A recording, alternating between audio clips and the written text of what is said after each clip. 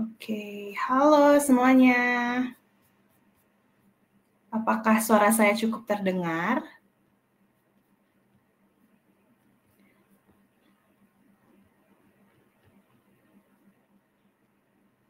Terdengar ya? Oke, sip. Oke, terdengar jelas ya? Nggak kurang volumenya? Jelas, sip. Thank you semuanya, sip, mantap. Wah, sepertinya sudah cukup banyak ya yang datang ya, sudah 30-an orang luar biasa yang ada di room ini. Gimana kabarnya teman-teman semua? Udah makan siang? Sudah makan belum? Wah, mantap Saka. Senang banget melihat semangatnya Saka, luar biasa katanya kabarnya. Udah makan semuanya? Udah kenyang ya di siang hari ini, hopefully. Oke deh. Sip. Oke, bisa kita mulai? Teman-teman semua? Coba, aku pengen dengar apakah kita bisa mulai untuk webinarnya hari ini. Sudah siap ya? Sip, mantap. Oke deh kalau gitu. Oke, Assalamualaikum warahmatullahi wabarakatuh. Halo, selamat siang semuanya. Selamat datang di salah satu rangkaian webinar Naluri di bulan November 2024 dengan judul Bidik Tujuan Capai Karir Impian. Nah, ini udah menjelang akhir tahun ya teman-teman. Ini adalah waktu yang tepat nih untuk kita kembali bersama-sama merefleksikan perkembangan karir kita nih. Dan kita mulai menyusun kembali rencana ke depannya. Gitu. Jadi, teman-teman, hari ini kita akan bersama-sama belajar untuk merefleksikan kembali tujuan karir kita, membuat rencana, dan nanti kita juga akan belajar bagaimana ya caranya mengembangkan pola pikir yang bisa mendukung perkembangan karir kita. Gitu. Dan perkenalkan, tak kenal maka tak sayang, jadi perkenalkan semuanya. Saya adalah Syifa Zunuraina, teman-teman bisa panggil saya Syifa. Saya adalah seorang care line dan text line counselor di Naluri yang juga merupakan seorang psikolog. Jadi teman-teman, Naluri adalah penyedia terkemuka Employee Assistance Program atau EAP dan terapi kesehatan digital di Asia Tenggara. Sudah kenal dengan Naluri ya semuanya ya? Naluri juga ada aplikasinya, bisa di-download aja di apps, di Play Store atau di App Store. Oke, dan saya juga adalah merupakan lulusan dari Magister Psikologi Profesi Klinis Dewasa Universitas Indonesia. Senang sekali hari ini saya bisa membersamai teman-teman untuk sekitar 1 jam ke depan. Nah, oke, sebelum kita mulai, izinkan saya untuk membacakan tata tertib dari webinar kita hari ini dulu ya. Yang pertama, pastikan teman-teman di sini menggunakan peramban yang didukung oleh Chrome, Firefox, Safari, atau Edge yang direkomendasikan. Kemudian pastikan koneksi internetnya stabil ya teman-teman ya selama webinar berlangsung. Dan bisa juga diuji output speakernya di pengaturan sebelum webinar dimulai untuk memastikan berfungsi dengan baik. Dan jika teman-teman mengalami kendala teknis, bisa coba di-refresh perambannya dan bergabung kembali ke webinar. Nah, nanti kalau misalnya masalahnya berlanjut, teman-teman bisa kirim pesan pribadi ke @naluri-events untuk bantuan terkait kendala teknis. Jadi bisa di-chat aja, ditulis @naluri-events. Kemudian, teman-teman juga bisa ajukan pertanyaan yang ada, berpartisipasilah dalam jajak pendapat. Jadi nanti kita ada beberapa polling, teman-teman bisa pilih pollingnya ya, yang ada di kotak obrolan di sebelah kanan layar di bawah. Teman-teman kalau ada pertanyaan untuk saya, bisa ketik @Syifa sebelum menuliskan pertanyaan untuk mengarahkan pertanyaannya kepada saya. Dan jika teman-teman ingin tetap anonim, pastikan untuk mencentang tulisan kirim pesan pribadi. Jadi nanti namanya tidak kita sebutkan. Dan handout akan tersedia untuk diunduh di tab sebelah kanan layar nanti. Dan presentasi ini akan dibagikan sebagai dokumen PDF di akhir webinar. Cukup jelas ya semuanya ya? Oke deh kalau gitu. Kita lanjutkan ya teman-teman.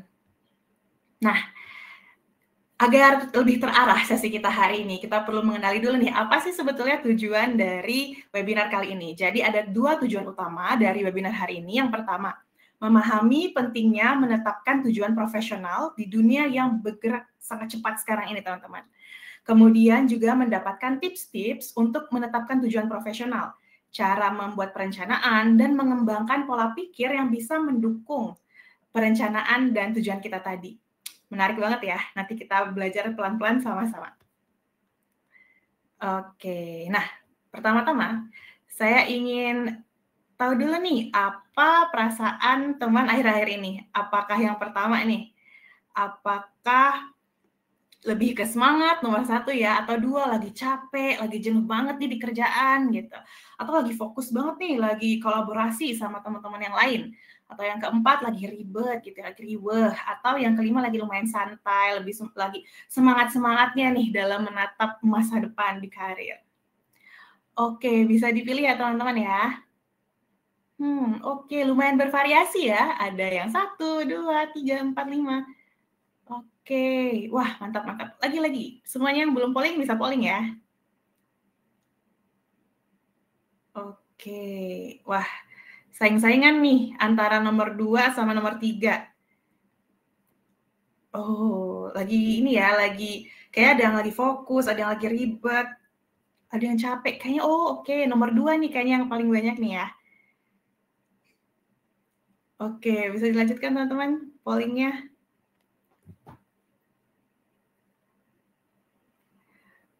Wah, oke. Ternyata saya kasih 5 detik lagi ya. Ternyata pilihan nomor 1-nya ada di 2. Kayaknya teman-teman lagi banyak yang capek dan jenuh ya, disusul dengan nomor 3, lagi banyak kolaborasi, lagi fokus sama kerjaannya gitu. Kemudian disusul dengan nomor 4, lagi ribet. Kemudian nomor 1, lagi semangat, baru yang kelima gitu. Wah, kayaknya lagi lumayan capek ya, di akhir tahun lagi pada closing apa gimana nih? Boleh di-chat ya, apa nih yang bikin teman-teman merasa lagi capek banget gitu? Boleh di-chat ya, apa nih yang bikin teman-teman merasa capek nih? Karena tadi capek atau jenuh nomor 2 paling banyak yang disebutkan. Boleh di-chat ya, sambil kita lanjutkan. Oke. Sip. Kita lanjut ya, teman-teman. Nah, baik, teman-teman. Kita balik lagi ya. Kalau saya sih hari ini semangat banget teman-teman, karena bertemu teman-teman sekalian. Jadi semoga dengan berjalannya webinar ini, teman-teman yang tadi capek gitu ya, bisa jadi lebih semangat juga dan penuh harap ke depannya. Nah, ini ada nih, Mbak Zulfina bilang akhir sama awal bulan lagi banyak laporan. Wah, iya banget sih ya, awal sama akhir bulan biasanya memang banyak-banyaknya kita nulis report ya, Mbak Zulfina ya. Oke, tetap semangat Mbak Zulfina. Semoga setelah webinar ini kita bisa sama-sama lebih semangat lagi nih. Oke. Nah, kita lanjutkan teman-teman. Terima kasih atas update kabarnya. Nah, teman-teman, seperti yang kita ketahui bersama, di tahun 2024 ini, dunia sudah banyak sekali mengalami perubahan dan kemajuan ya. Kita menghadapi dunia yang serba tidak stabil nih, berubah-ubah, tidak pasti, dan bahkan ambigu atau tidak jelas ya. Ditambah lagi adanya teknologi yang semakin berkembang pesat, yang sebetulnya teknologi yang berkembang pesat ini bisa membantu kita, tapi di sisi lain juga bisa jadi tantangan atau ancaman gitu ya. Misalnya di sini sekarang kita sudah mengenal yang namanya artificial intelligence atau AI, kemudian ada ChatGPT nih teman-teman, ada yang masih kuliah nggak nih? Atau ada yang kerja tapi juga menggunakan ChatGPT gitu. Juga ada virtual reality, ada mata uang kripto, ada e-commerce gitu ya. Wah ini sebetulnya sangat-sangatlah bagus untuk membantu kita dalam pekerjaan. Tapi di sisi lain kita juga perlu berhati-hati kalau kita tidak bisa menyesuaikan zaman, juga bisa jadi kita yang dalam tanda kutip tertinggal gitu. Jadi itu juga bisa menjadi ancaman. Nah, kita tuh juga memasuki masyarakat 5.0 ya, 5.0, di mana teknologi itu udah jadi bagian dari kehidupan kita sehari-hari nggak sih? Ya kan? Apalagi 2019, 2020 kita sempat mengalami COVID ya, sehingga sekarang kita kenal dengan pekerjaan hybrid gitu. Teman-teman di sini ada yang hybrid atau kerjanya WFH? Ada yang kerjanya online? Ada. Oh, oke. Mas Rifki, Mbak Leon, Mbak Tessa, hybrid dan ini ya atau WFH ya. Oke, Mbak Yosi katanya enggak. Oke, Mbak Fatimah, Mbak Ismu. Wah, cukup banyak ya yang mengalami dampak dari COVID mungkin ini bisa jadi positif ya. Kita jadi kenal yang namanya kerja hybrid atau kerja dari jauh begitu. Nah, izin berbagi cerita sedikit ya. Saya adalah karyawan Naluri yang kantornya itu di Jakarta gitu. Naluri itu kantornya di Jakarta, tapi saya tinggalnya di Pontianak, Kalimantan Barat, teman-teman. Jadi 99% pekerjaan saya dilakukan secara jarak jauh. Padahal ya kalau dipikir-pikir beberapa tahun lalu, siapa sih yang menyangka seorang psikolog bisa kerja full dari rumah? Dan bahkan teman-teman sekarang, mungkin teman-teman udah terbiasa mendengar terapi-terapi atau konseling-konseling psikolog gitu yang bisa dilakukan secara online ya, atau jarak jauh.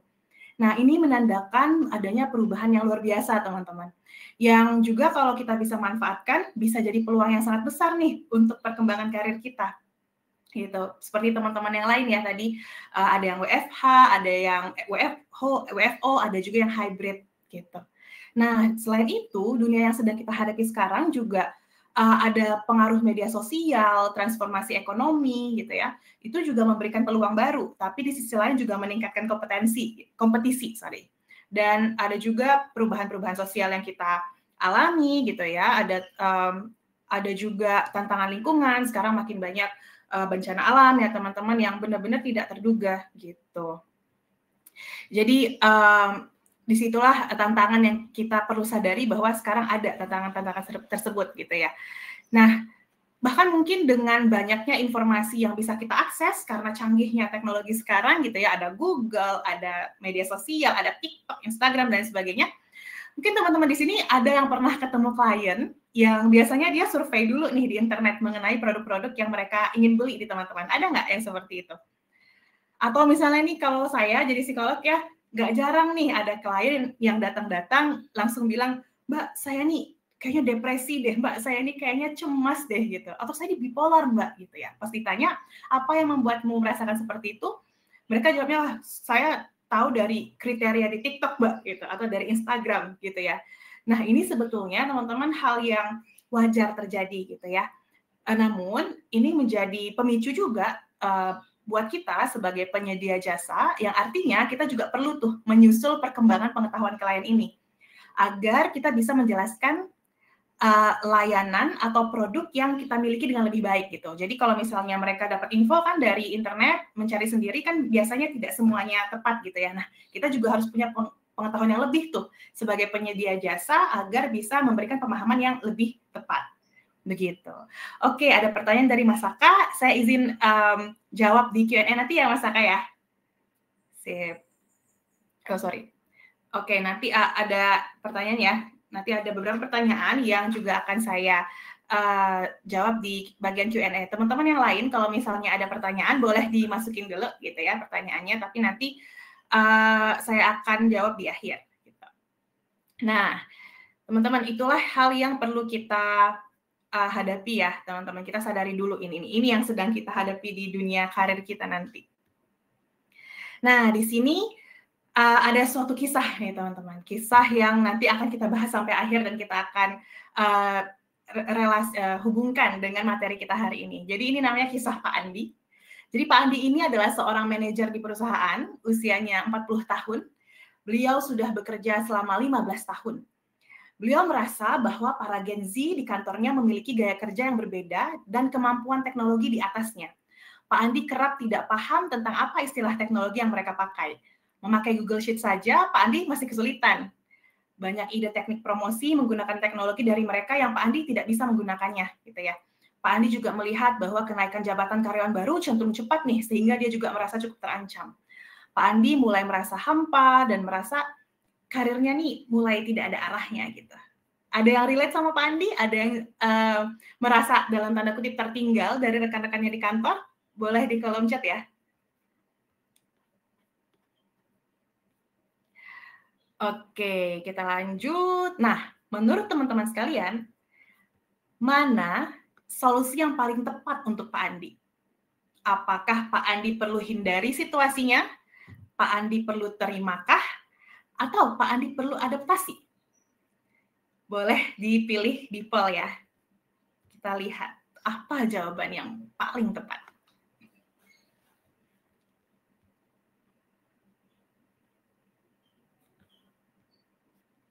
Oke, sudah mulai banyak masuk jawabannya. Baik, sip. Oke, ada yang masih mau jawab? Boleh saya kasih 5 detik lagi?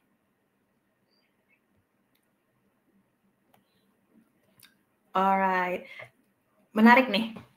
Jadi sebagian besar, sekitar 98% dari teman-teman menjawab beradaptasi, solusi yang paling tepat. Kemudian disusul dengan 2% dari teman-teman menjawab terima, dan 0% menjawab dihindari, gitu ya. Lalu apa jawabannya teman-teman? Sebetulnya, semua pilihan bisa jadi tepat, tergantung dengan kondisi Pak Andi. Menarik ya, ternyata semua jawabannya bisa benar, tergantung situasi yang Pak Andi alami dan kondisi Pak Andi sendiri. Kenapa bisa begitu? Misalnya nih, teman-teman, kalau Pak Andi merasa beliau sebenarnya sudah cukup secara finansial, sudah punya bisnis keluarga yang bisa diandalkan gitu ya, misalnya Pak Andi udah punya warisan 30 kontrakan gitu ya, dan dia merasa cukup dengan itu, maka mungkin pilihan menghindari seperti berhenti dari pekerjaan, ya bisa jadi tepat untuknya, gitu. Atau misalnya beliau ya mau terima saja kondisi lingkungannya ya dengan Gen Z yang memiliki keahlian lebih di bagian teknologi. Jadi beliau tidak mau belajar lagi nih untuk meningkatkan kemampuan gitu ya. Tapi beliau punya solusi lain nih teman-teman. Misalnya beliau merekrut satu asisten khusus yang untuk ngurus hal-hal terkait teknologinya gitu. Nah itu bisa juga, atau beliau terima aja kondisi yang ada, memang Gen Z lebih jago gitu ya dalam teknologi, tapi beliau gali kemampuan yang lain gitu, yang tidak dimiliki oleh Gen Z ini. Misalnya, oh saya tahu saya nggak bisa itu, tapi saya kemampuan analisisnya bagus gitu, misalnya gitu ya. Sehingga itu bisa jadi poin plus juga untuk Pak Andi, tanpa dia merubah apapun gitu. Jadi tanpa merubah apapun di bagian teknologinya itu. Jadi untuk kasus yang seperti ini bisa-bisa saja ya tepat untuk menerima situasinya. Nah yang ketiga nih, kalau misalnya Pak Andi memutuskan untuk beradaptasi bisa juga. Misalnya mulai belajar menggunakan Google Sheet, belajar menggunakan media sosial, atau hal-hal digital lainnya gitu. Karena mungkin Pak Andi merasa, wah ini akan mempermudah pekerjaan saya nih, saya akan bisa lebih bertumbuh nih kalau saya belajar skill baru gitu ya. Nah, jadi poin adaptasi kalau situasinya begitu, bisa jadi merupakan hal yang tepat untuk Pak Andi. Jadi ini benar-benar tergantung kondisi dari Pak Andi sendiri ya, dan preferensinya Pak Andi gitu. Nanti ini juga kita akan bahas lebih lanjut ya teman-teman di bagian selanjutnya. Nanti kita akan bahas apa sih hal yang penting kita ketahui sebelum kita menentukan tujuan. Itu ada yang namanya nilai atau value. Nanti kita bahas lebih dalam. Nah, jadi begitu ya teman-teman. Bisa dipahami ya, ternyata jawabannya bisa semuanya. Oke, kita next ya. Nah, selain mencari tahu solusi yang tepat, apakah kita perlu menghindari, mengubah atau beradaptasi, atau misalnya menerima saja gitu ya. Penting juga teman-teman untuk kita mengenali apa yang dalam kendali kita dan apa yang di luar kendali kita. Gitu. Kenapa penting? Nanti akan dijelaskan kenapa pentingnya ya. Kalau menurut teman-teman di sini kira-kira apa ya hal yang ada di dalam kendali Pak Andi dan apa hal yang di luar kendali Pak Andi pada kasus yang tadi? Boleh di chat di kolom komentar ya, di dalam chat itu kalau ada jawabannya teman-teman. Jadi kalau secara umumnya ya teman-teman, di kasus Pak Andi tadi kita bisa lihat bahwa yang ada di dalam kendali Pak Andi sebetulnya adalah perilakunya Pak Andi. Di antaranya upaya untuk belajar Google Sheet gitu ya, belajar dari Gen Z, ikut pelatihan yang mendukung, bahkan membuat keputusan. Itu sesuatu yang masih di dalam kendali Pak Andi dan lain-lain. Sedangkan, nah Mas Rifki, luar biasa sekali jawabannya. Ini baru saya mau sebutkan nih. Hal yang di luar kendali betul banget. Kemajuan teknologi itu di luar kendali Pak Andi gitu. Kenapa? Karena teknologi yang berkembang pesat itu benar-benar totally out of our control gitu ya. Di luar kontrol kita gitu, termasuk Pak Andi. Itu juga. Kemudian kemampuan karyawan baru gitu ya, tuntutan klien, itu juga sesuatu yang di luar Pak Andi gitu. Nah, kenapa teman-teman penting sekali untuk mengenali ini? agar kita bisa memfokuskan energi kita pada upaya yang penting, teman-teman, yaitu pada area-area yang sifatnya tuh masih di dalam kendali kita, gitu. Kenapa penting gitu ya? Karena kalau kita fokusnya kepada hal yang pada dasarnya itu berada di luar kendali kita, sesungguhnya akan sangat melelahkan dan hasilnya tetap tidak bisa kita pengaruhi. Atau bahkan akan menjadi upaya yang sia-sia kalau kita fokusnya ke hal-hal yang nggak bisa kita kendalikan. Gitu. Bisa dipahami ya? Jadi next time kalau kita mau buat suatu solusi, dipilah-pilah dulu nih, mana yang di dalam kendali kita dan mana yang di luar kendali kita. Oke? Oke, kita lanjutkan. Nah, pertanyaan selanjutnya. Mengapa kita perlu menetapkan tujuan profesional? Bisa tulis di kolom chat ya, teman-teman. Kenapa ya kita perlu tujuan profesional? Kenapa perlu ditetapin dari awal gitu ya? Atau misalnya kenapa saya yang sudah jelas-jelas psikolog, udah hampir 30 tahun, masih juga perlu untuk menetapkan tujuan profesional, udah kerja pula di naluri gitu ya. Kok masih perlu ya gitu? Dan sebenarnya teman-teman selain topik ini relate sama teman-teman, topik ini juga sangat relate untuk saya gitu. Misalnya ya, saya arah karirnya sudah hampir pasti, nggak jauh-jauh dari seorang psikolog gitu ya, usia hampir 30. Kenapa harus dibidik ulang karirnya gitu ya? Bukan karena saya nggak tahu apa yang saya mau, teman-teman.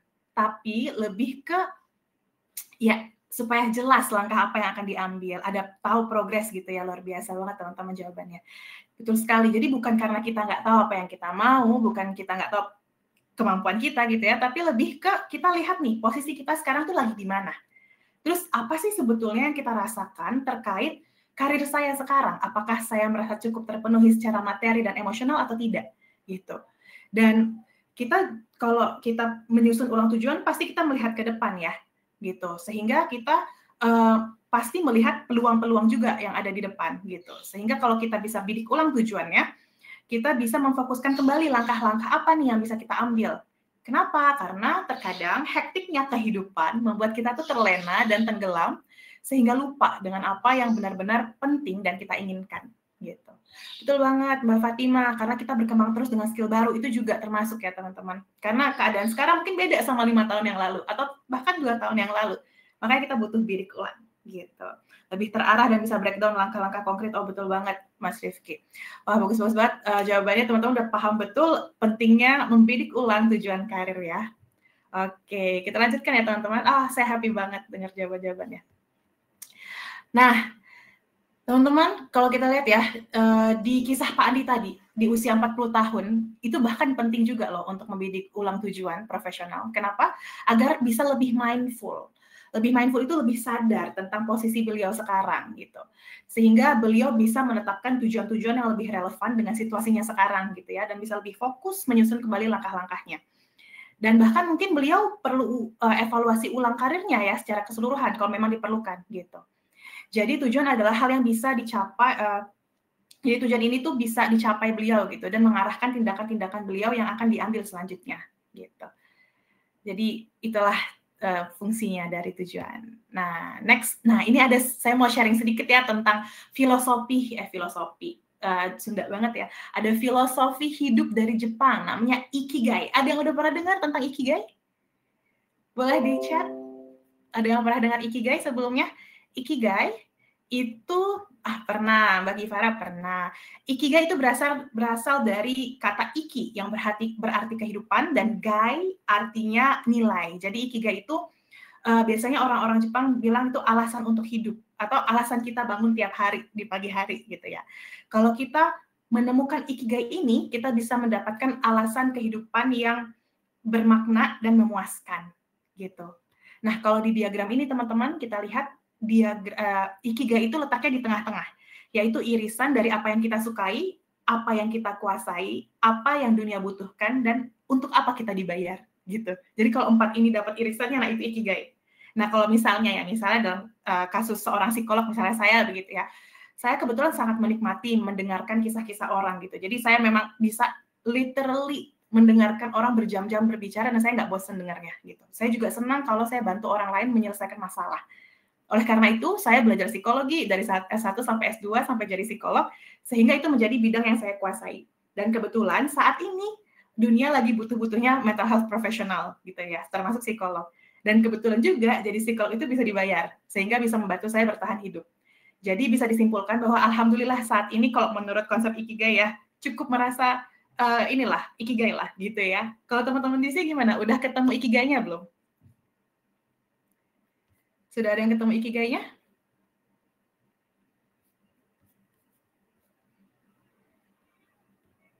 Atau masih mencari? Tidak apa-apa, kalau masih mencari, udah ketemu tapi masih butuh dilengkapi. Wah, Mbak Leon dilengkapi apa nih? Oke, masih mencari, belum gitu ya. Oke. Jadi kalau teman-teman di sini yang belum menemukan ikigainya, it's totally normal and it's totally okay. Kenapa? Karena apapun kondisi kita saat ini, itu adalah proses kita masing-masing gitu. Karena setiap orang punya proses dan waktunya sendiri untuk mendapatkan atau menemukan ikigainya. Dan ingatlah bahwa setiap orang punya ikigai yang berbeda-beda nih, teman-teman. Dan semua valid-valid aja gitu. Nah, jadi buat teman-teman nih yang masih mencari ikigainya, masih dalam proses, setelah webinar ini boleh coba direnungkan ya 4 poin tadi gitu. Kita lanjutkan ya, teman-teman. Nah, sebelum kita menetapkan tujuan, teman-teman, kita perlu untuk mengenali nilai atau values yang penting untuk diri kita. Kenapa sih penting gitu ya? Jadi sebelum ada tujuan, kita perlu kenal dulu tuh nilai kita.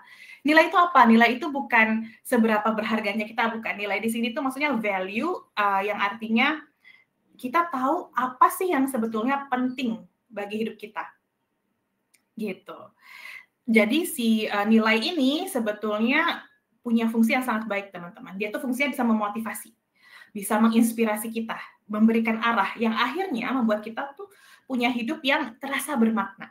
Karena kalau punya hidup yang bahagia terus nggak mungkin, tapi punya hidup yang bermakna, yang membuat kita puas dan merasa terfulfill gitu ya, itu mungkin banget kalau kita kenal apa nilai yang penting di hidup kita. Jadi nilai ini fungsinya tuh seperti kompas. Misalnya teman-teman nilai terpenting dalam hidupnya salah satunya adalah, oh saya itu merasa bermakna kalau saya bisa bermanfaat bagi orang lain gitu. Kalau saya bisa bantu orang lain di sekitar saya. Nah, maka itulah arah tujuan nanti yang dibikin oleh teman-teman. Jadi teman-teman nanti akan membuat tujuan-tujuan yang arahnya ke bermanfaat untuk orang lain gitu. Jadi si nilai ini sesuatu yang sebetulnya sifatnya mengarahkan, tapi dia nggak bisa benar-benar selesai. Karena walaupun kita sudah bantu orang di satu hal, kita selalu bisa menciptakan tujuan-tujuan baru yang arahnya ke membantu orang lain ya. Jadi nilai itu nggak bisa selesai. Yang bisa selesai itu atau bisa dicapai itu tujuan, gitu.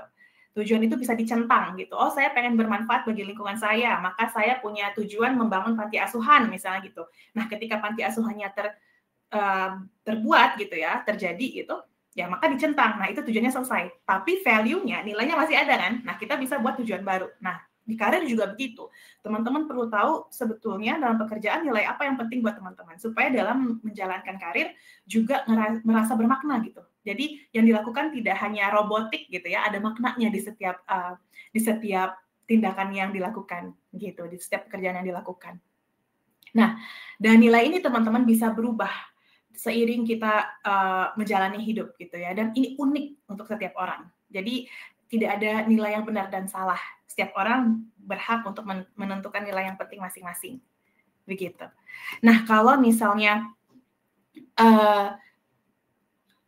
kita relate-kan ke Pak Andi tadi ya, kayaknya Pak Andi sudah mulai lupa dengan apa nilai yang penting buat dia ya. Tadi kan Pak Andi bilang dia sudah mulai merasa tidak bermakna nih pekerjaannya. Apa yang dilakukan sudah mulai terasa tidak bermakna. Nah, itu mungkin Pak Andi boleh tuh untuk coba perjelas lagi sebetulnya nilai yang penting buat dirinya tuh apa. Nah, ini ada macam-macam nilai nih teman-teman. Dan ini nanti teman-teman boleh ya, nanti kan ada handout-nya. Teman-teman nanti habis ini boleh untuk renungkan kembali gitu ya. Sebetulnya apa sih nilai-nilai yang penting untuk diriku gitu ya. Di sini ada 2 slides nih teman-teman. Nanti pilih bisa top 10 atau kebanyakan top 10, top 5 saja. Nanti dilihat dari semua ini teman-teman bisa kasih centang, mana nih yang penting, dikasih centang. Nanti dari yang penting-penting itu pilih 5 yang sangat penting. Nah, itulah value atau nilai yang paling penting di hidup teman saat ini. Nah, dari situ nanti kita bisa arahkan baru dipecah ke goals-goals-nya. Mau itu goals jangka panjang, jangka pendek, ataupun jangka menengah. Menarik banget ya. Dan nggak mesti ini ya, tidak mesti tidak harus hanya di slides ini ya. Nanti tuh kalau teman-teman kepikiran nilai yang lain, boleh ditulis aja. Oh, ternyata tidak ada di sini nilai yang paling penting untuk hidupku. Ya udah ditulis sendiri aja, boleh. Nah, ini juga ada nih pertanyaan pemantik. Kalau teman-teman masih kebingungan, aduh nilaiku apa ya yang penting gitu ya. Boleh teman-teman habis ini nanti tanyakan ke diri teman-teman. Teman-teman bisa bayangkan teman-teman itu sedang merayakan ulang tahun di usia 80 tahun. Teman-teman mengundang keluarga, saudara, sahabat, dan teman. Kira-kira dalam bayangan teman-teman, testimoni apa yang teman-teman harapkan mereka katakan terhadap hidup teman-teman selama 80 tahun ini?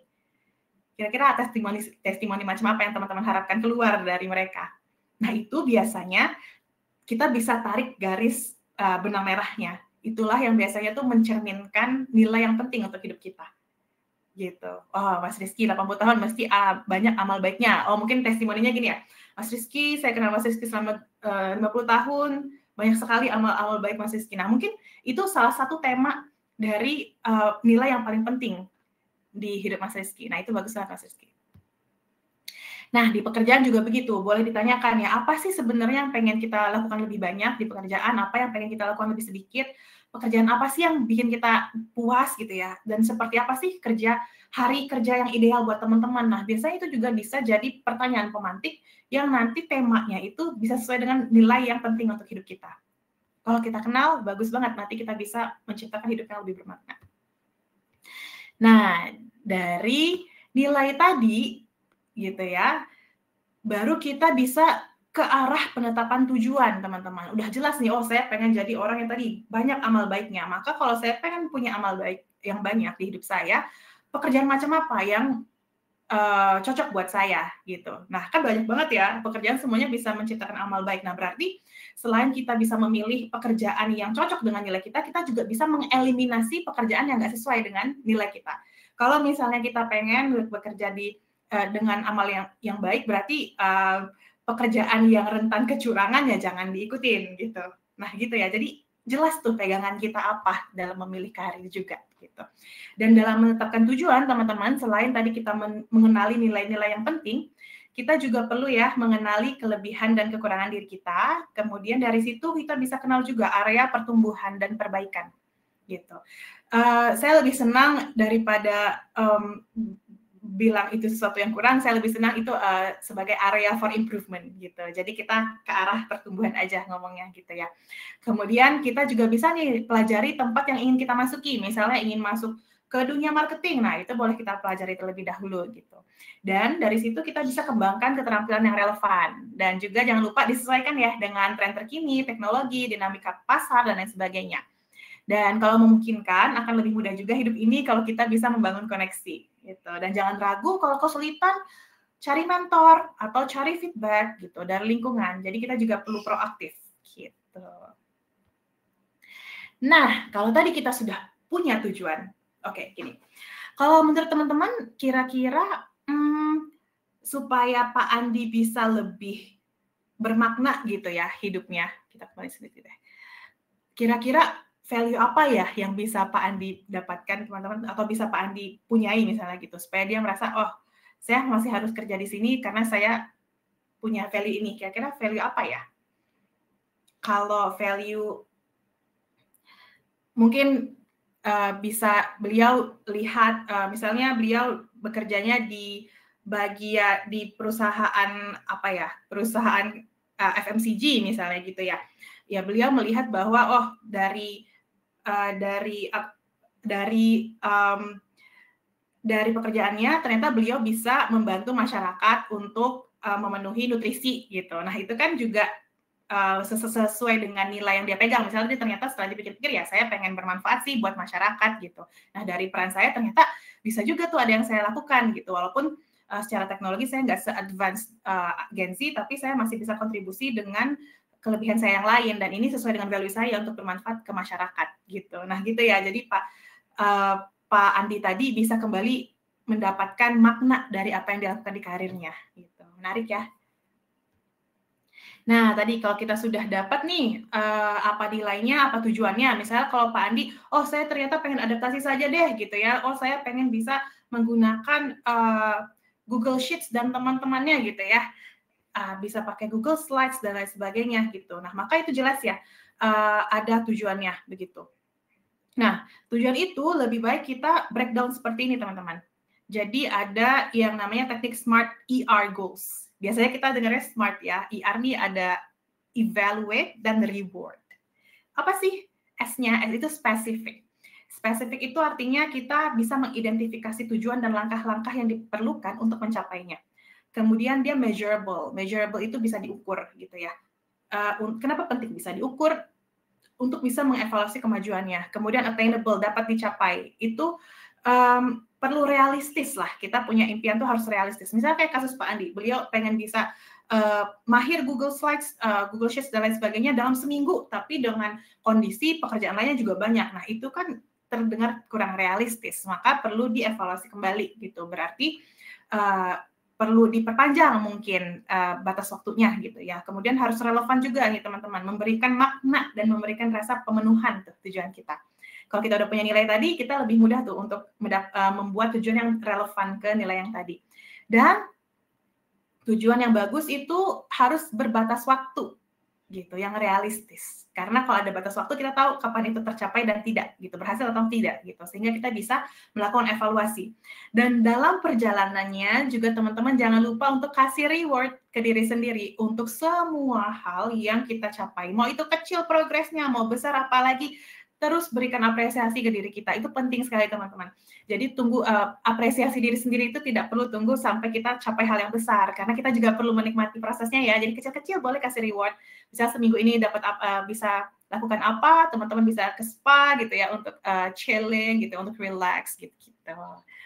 Oke. Kalau ada nanti yang belum jelas terkait SMART ER goals, bisa di Q&A ya.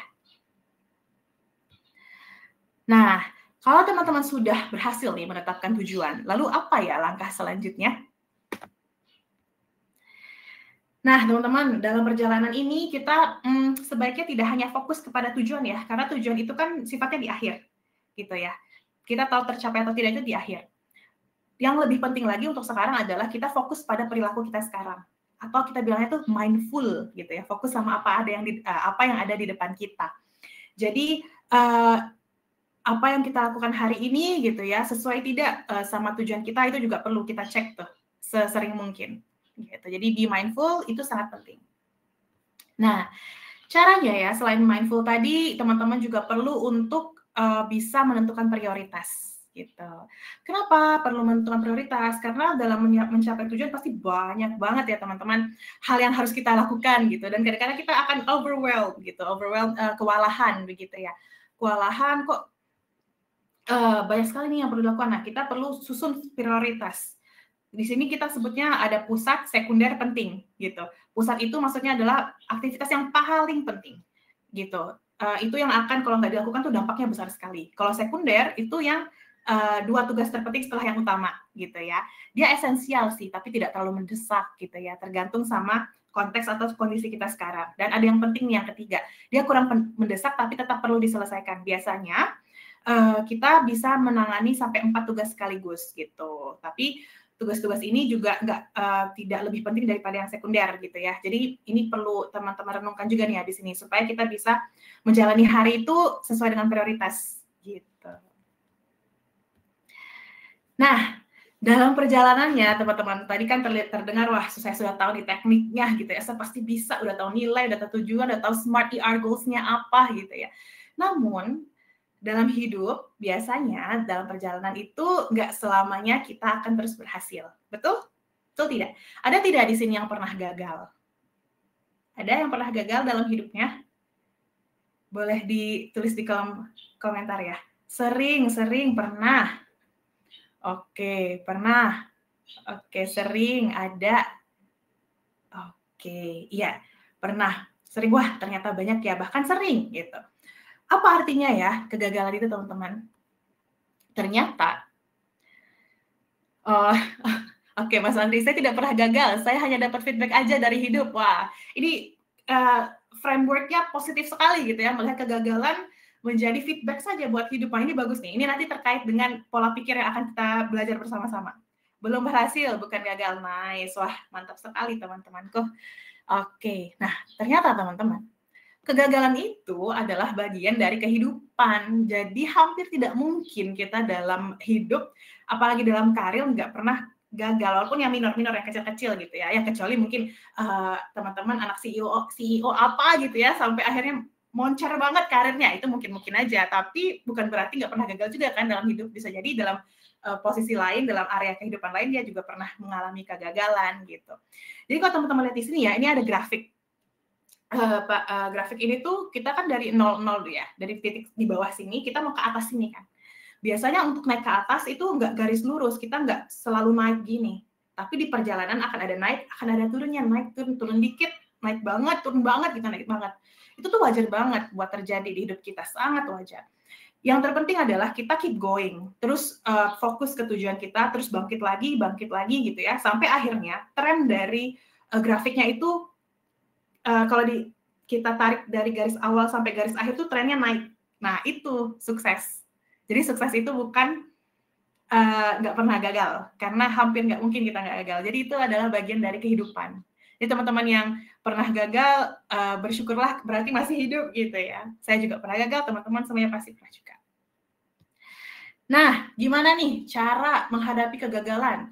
Ternyata teman-teman, kita itu sangat tergantung dengan pola pikir kita. Jadi ada yang namanya growth mindset dan fixed mindset.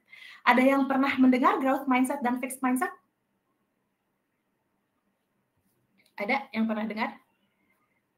Jadi dalam menghadapi kegagalan teman-teman, ada yang belum? Oke, bagus banget kita bahas sama-sama ya.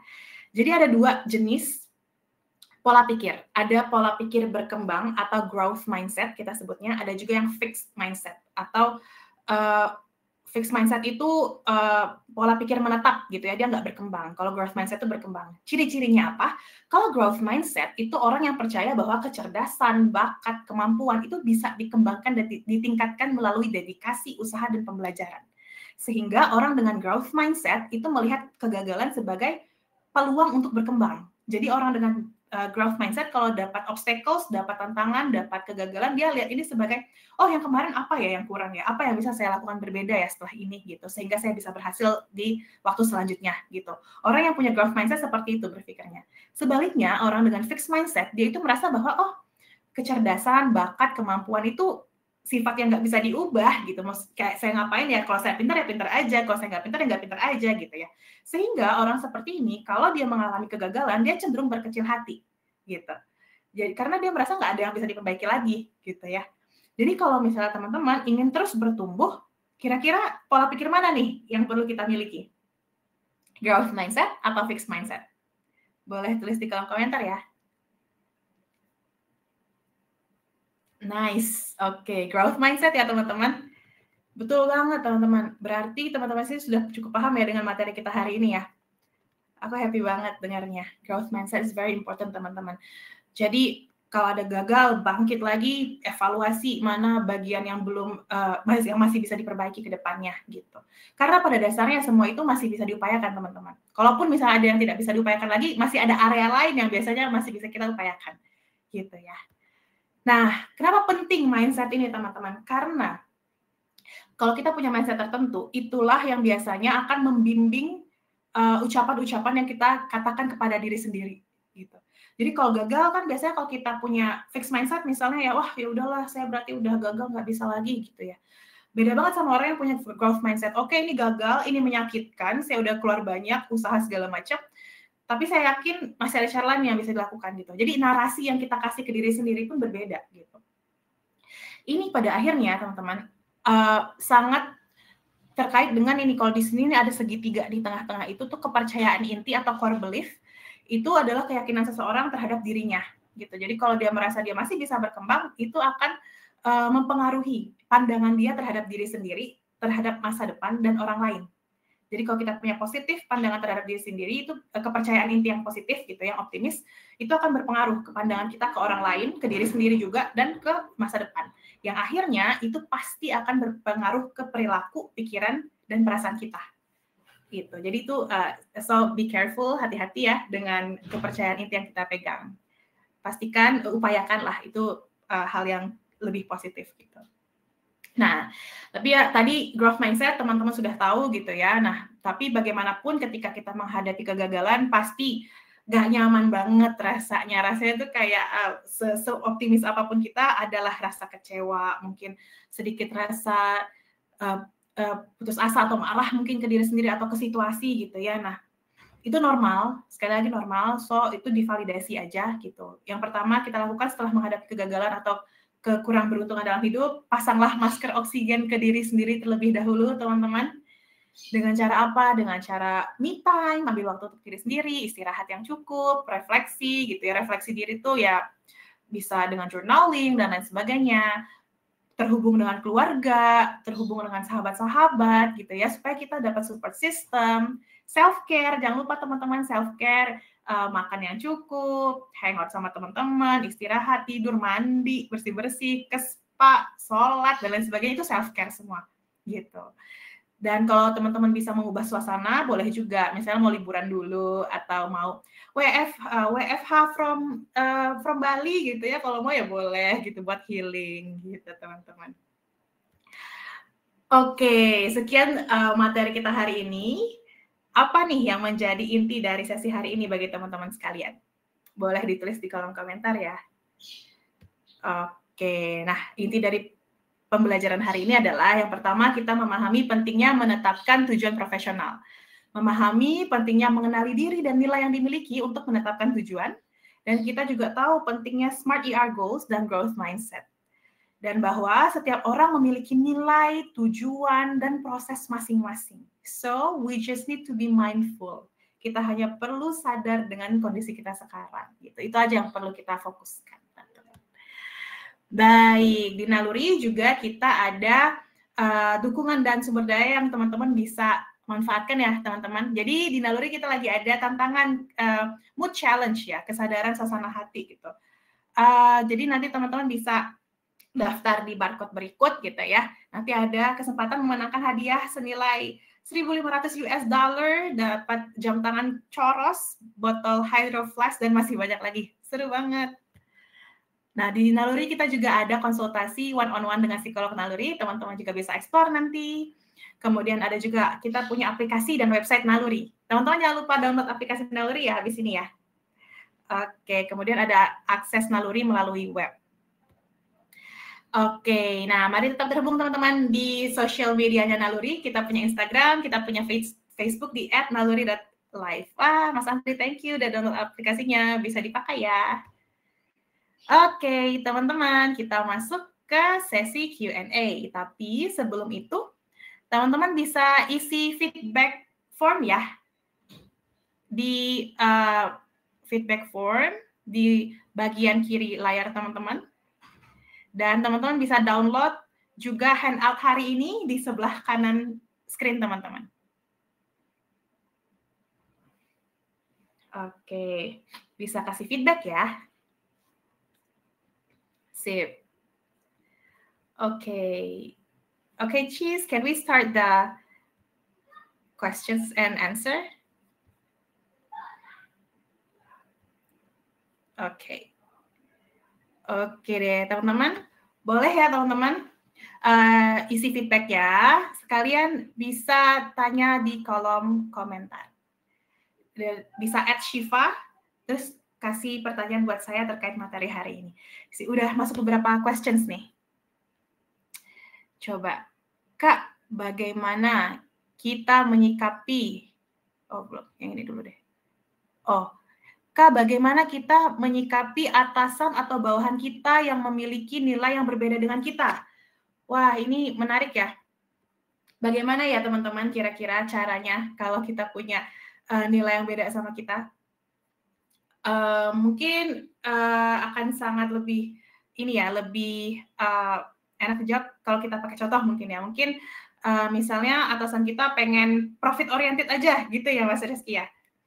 Oke, misalnya pengen profit oriented, sedangkan kalau kita nih merasa, wah kita juga profit oriented, tapi ada hal-hal yang mungkin yang kita kurang setuju karena kurang sesuai dengan nilai kita gitu ya. Nah itu kembali lagi memang cukup menantang ya kalau ada perbedaan nilai gitu ya. Tapi kalau misalnya nilainya itu nggak terlalu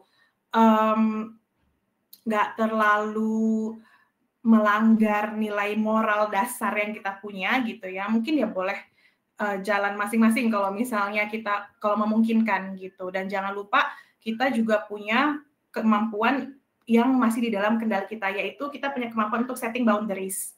Jadi boleh juga kok kita setting boundaries dengan cara ya dikomunikasikan kepada atasan gitu ya, bagian mana nih yang tidak sesuai atau misalnya berkonflik dengan nilai atau bahkan nilai moral yang kita pegang, sehingga kita tidak bisa terlibat di situ gitu.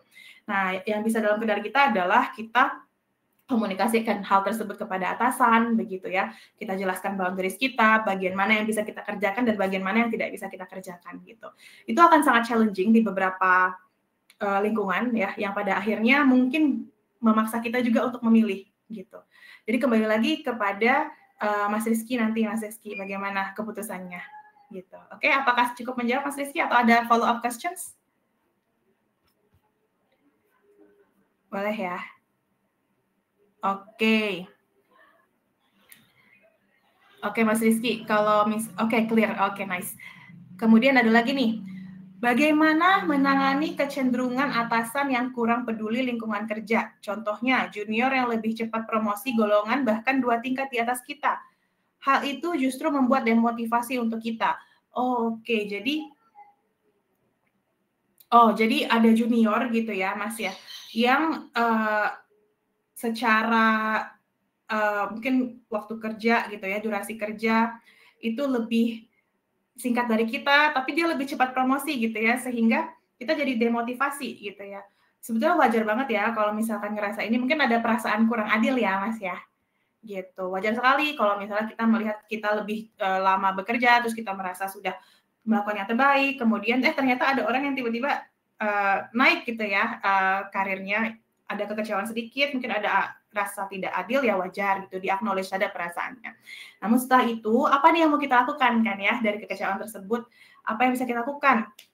Misalnya, mungkin kita bisa, lagi-lagi ya, kita memang perlu aktif menanyakan hal ini, atau misalnya kita bisa evaluasi diri dulu gitu, kira-kira apa ya yang membuat orang ini yang dipromosikan, atau misalnya apa yang membuat atasan mempromosikan orang ini, atau mungkin kita bisa ajak one on one atasannya gitu ya, mengenai sebetulnya apa ekspektasi beliau gitu ya, dan bagaimana beliau bisa mengakomodasi nih, misalkan kita punya tujuan karir gitu ya, bisa didiskusikan apakah memungkinkan gitu tujuan karir kita di situ, dan apa step-step yang diharapkan oleh atasan gitu, karena bagaimanapun atasan yang punya kuasa untuk hal itu ya di kantor gitu. Nanti bagaimana akhirnya ya kita lihat nanti gitu ya, kita juga tidak bisa menebak-nebak, itu sudah di luar area yang di dalam kontrol kita gitu ya Mas ya, karena ini privately asked, jadi saya nggak bisa kasih tahu namanya, tapi hopefully terjawab. Kalau belum terjawab bisa tanya lagi ya. Oke, ada lagi nih. As a life, oke. Apakah salah lebih mengutamakan tujuan memiliki skill dan memantaskan diri pada posisi tertentu dibandingkan dengan gaji yang diharapkan? Wah, menarik. Apakah salah kalau misalnya kita mengutamakan peningkatan skill kita ya daripada gaji gitu kan? Biasanya kan orang memang kayak yang penting gajinya gede gitu ya. Ada juga, tapi begini, kembali lagi kepada value yang kita punya gitu, Mas.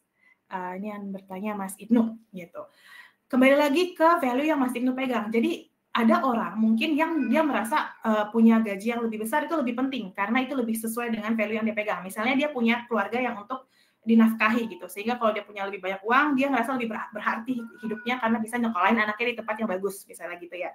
Tapi ada juga orang yang merasa saya itu lebih bermakna hidupnya kalau saya terus bertumbuh skillnya gitu. Yang mana yang benar, nggak ada yang benar, dua-duanya benar gitu, tergantung dengan value dan mana yang lebih memberikan kepuasan. Dan tapi walaupun begitu, kita tetap perlu realistis ya, ini yang perlu diingat. Kita punya value, namun juga yang perlu kita penuhi gitu ya, tapi juga hal-hal dasar misalnya gitu ya, kita tetap harus memenuhi kebutuhan fisik, misalnya gitu, makan, minum, dan segala macam shelter gitu ya, sehingga gaji juga perlu gitu. Nah, jadi dibalancekan antara pemotongan value sama pemenuhan kebutuhan dasar gitu. Oke, sip. Coba apa lagi ya?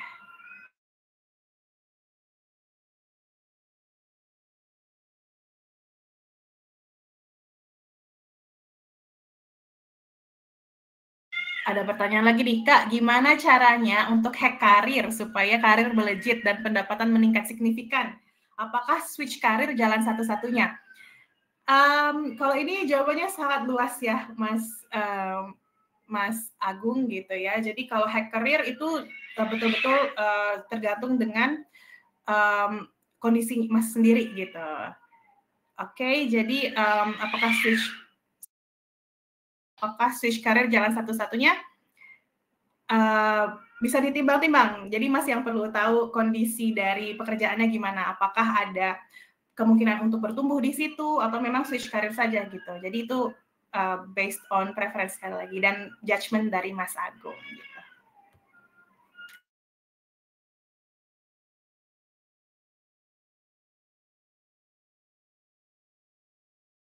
Kemudian ada lagi nih, bagaimana, Oke, yang mana dulu ya? Oh ini nih. Ada prinsip yang mengatakan loyal kepada atasan dan royal kepada bawahan. Loyal kepada atasan dan royal terhadap bawahan. Apakah prinsip itu benar? Loyal kepada atasan tuh maksudnya kita nurut gitu ya sama atasan apapun yang dilakukan, kemudian kita suka traktir bawahan kita, gitu bukan Mas Fikri? Gitu ya? Oke deh kalau gitu. Mbak, maaf ya kucingnya berantem, itu berantem dari luar, sorry banget. Pasti kedengeran nggak kucingnya? Mohon maaf lahir batin. Saya ini dulu ya. Boleh permisi sebentar? Sorry banget nih. Oke deh. Kayaknya udah berhenti tuh kucingnya. Sorry ya teman-teman. Kita santai saja. Itu sesuatu yang di luar kendali sudah. Bukan kucing saya, kucing tetangga. Oke, jadi sekarang kedengeran nggak suara saya? Oke. Boleh nggak ya gitu ya? Sip, Mbak Leon. Loyal kepada atasan, royal kepada bawahan. Nah, ini sebenarnya ya boleh-boleh aja ya kalau memang tidak melanggar aturan gitu. Kalau kita tidak melanggar prinsip-prinsip atau ini tidak diniatkan untuk memanipulasi atau lain sebagainya gitu. Jadi kalau mau loyal ya boleh-boleh aja. Tapi lihat juga ya loyalnya dan royalnya tuh sesuai kemampuan kita enggak. Jangan sampai itu malah merugikan kita sendiri gitu. Itu sih prinsipnya kita tetap tidak membahayakan orang lain begitu. Dan kenali juga batasan diri sendiri. Mampukah loyal segitunya dan mampukah royal sebegitunya kepada bawahan? Gimana Mas Fikri? Oke. Boleh ini ya di komentari apakah cukup menjawab atau tidak.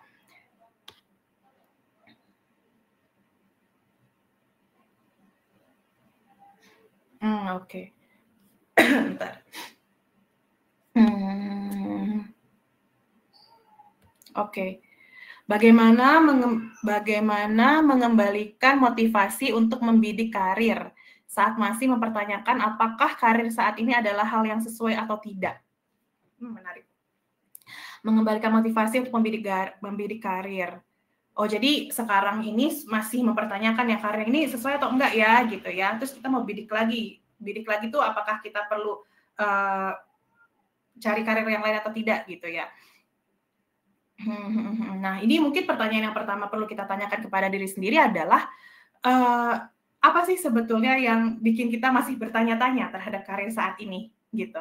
Jadi boleh tuh ditanyakan di pertanyaan pemantik tadi yang di awal-awal itu, misalnya apa sih yang membuat saya masih mempertanyakan? Biasanya kan yang mempertanyakan itu karena ada ketidaknyamanan biasanya gitu ya, atau rasa ragu gitu sama karir yang sekarang. Nah, itu boleh ditanyakan lagi ke diri sendiri. Apa sebetulnya hal yang bikin kita ragu gitu?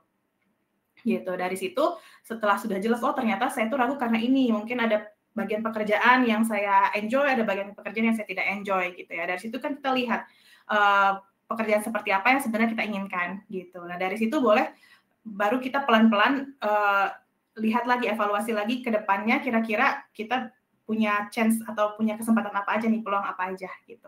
Jadi kadang-kadang kalau misalnya motivasi kita hilang, itu yang pertama kita tahu dulu nih kenapa motivasinya hilang sekarang. Jadi cari tahu alasannya dulu gitu ya. Kemudian kita cari tahu sebenarnya yang mana yang kita sukai, yang mana yang kita inginkan gitu. Nah, dari situ biasanya motivasinya muncul kembali gitu. Tadi nilainya apa sebenarnya yang saya cari gitu. nilai tadi kan nilai bisa untuk motivasi. Jadi kalau kita bisa temukan itu, ya motivasinya bisa tumbuh pelan-pelan. Dan itu butuh waktu dan proses ya. Oke. Sip. Oke, ada lagi nih. Melanjutkan yang tadi, tapi kita udah 8 tahun kerja dan merasa apakah kalau change career tidak menjadi sia-sia, tapi kalau dilanjutkan masih ragu. Nah, ini juga menarik pertanyaannya. Memang untuk change career, mengubah karir itu sesuatu keputusan yang biasanya seringkali nggak mudah, ya, gitu. Sehingga ini perlu dipikirkan matang-matang. Dipikirkan matang-matang, ambil waktu, tidak perlu cepat-cepat ambil waktu memutuskannya gitu ya, harus dipertimbangkan betul-betul. Caranya gimana? Caranya adalah kita timbang-timbang pro dan kontra. Kalau misalnya kita mau ubah karir, kira-kira manfaatnya apa ya, pro-nya apa ya, kemudian kontraknya apa ya, kerugiannya apa ya, potensi resikonya apa ya kalau saya berubah karir. Itu benar-benar perlu untuk ditulis. Apabila perlu ditulis, nggak perlu sehari selesai, seminggu selesai boleh, mau nunggu sebulan boleh. Jadi kalau ditulis itu kan kita besok-besok bisa tambahin lagi poin-poinnya ya. Dan pastikanlah kita memilih pilihan yang manfaatnya banyak, satu. Dan yang kedua, pilihlah pilihan yang potensi resikonya itu bisa kita handle. Jadi sebelum kita memutuskan sesuatu, udah bikin strategi. Gimana cara yang akan kita lakukan untuk mengatasi potensi resiko kalau misalnya itu beneran terjadi. Karena seringkali kita itu kalau buat keputusannya emosional gitu ya, itu yang kepikiran manfaatnya aja dari resign misalnya gitu ya. Tapi kita lupa, habis resign nanti gaji gimana, orang rumah makan gimana. Nah itu, makanya kita perlu pikirkan matang-matang dulu gitu. Pastikan kita udah punya rencana nih, oke, kalau resign, saya udah punya tabungan nih untuk 6 bulan misalnya gitu. Jadi aman nih keluarga saya. Saya udah paling lama ya mungkin 2-3 bulan lagi dapat offering baru. Nah, itu kan kita udah sudah punya rencana strateginya gitu. Sehingga nanti nggak kaget ketika memang si kontranya itu terjadi. Gitu ya, Mbak? Sip? Terjawab? Oke deh. Sebentar. Oke, kita lanjut. Mana tadi pertanyaannya?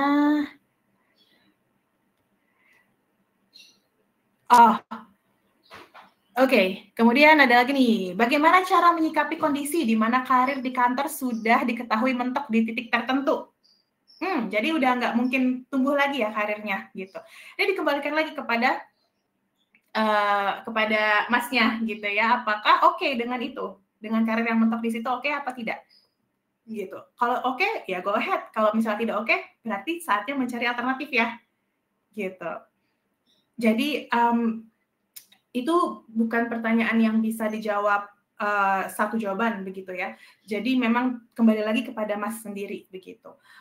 Mas sendiri oke tidak dengan karir yang mentok seperti itu, misalnya pendapatannya begitu, nanti pekerjaannya itu saja gitu. Kalau oke, go ahead. Atau misalnya mau tetap di situ tapi eksplorasi kegiatan lain gitu ya, supaya bisa dapat pemasukan baru, bisa dapat pengalaman baru, bisa aktualisasi tempat yang baru gitu. Gitu ya. Oke.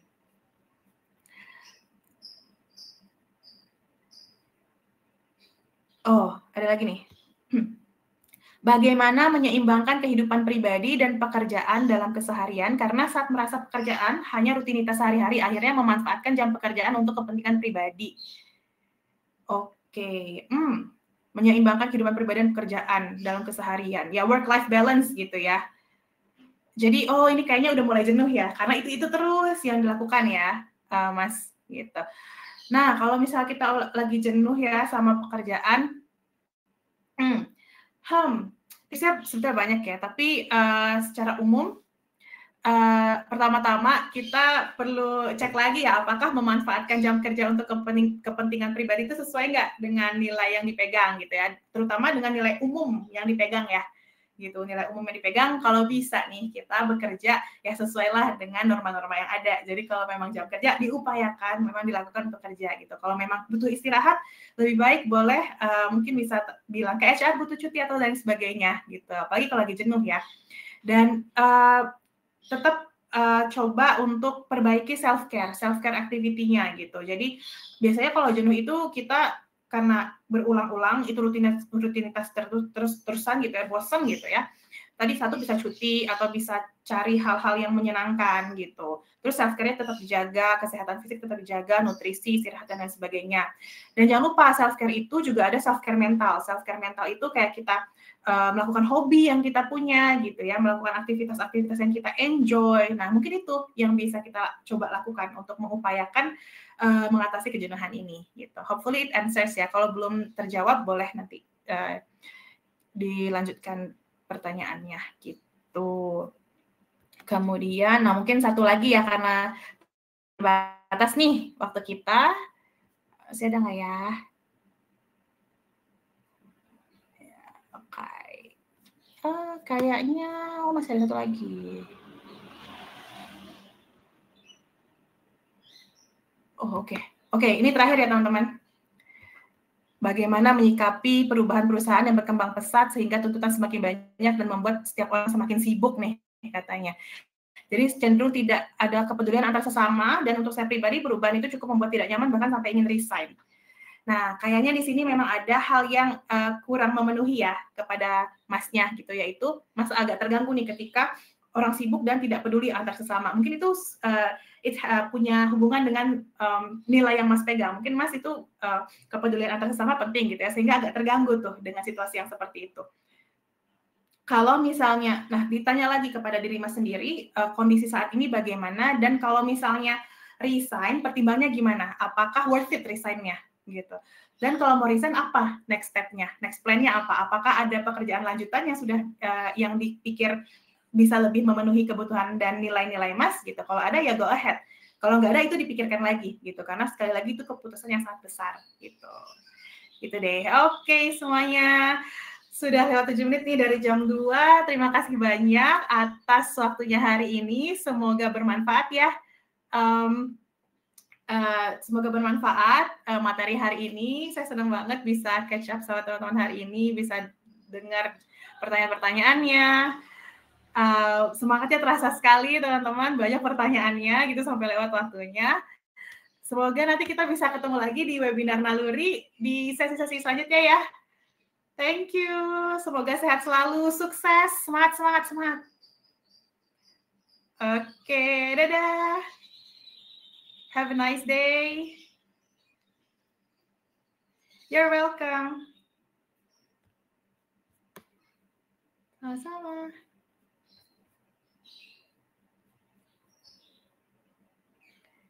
Oke.